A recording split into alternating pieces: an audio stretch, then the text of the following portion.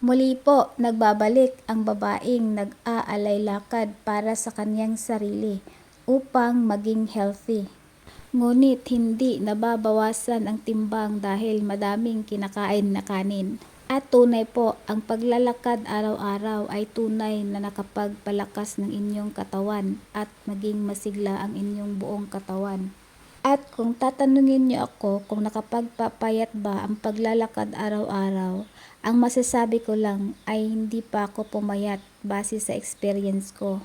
Dahil hindi pa ako nagbawas ng aking kinakain sa araw-araw. Kung gusto nyo talagang mabawasan ang inyong timbang, maglalakad kayo araw-araw at magbabawas din kayo ng inyong kinakain sa araw-araw. Natutuwa ako sa ginagawa ko ngayon dahil nakapagpapawis na ako sa araw-araw.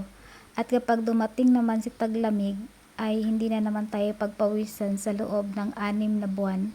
Kaya go go go!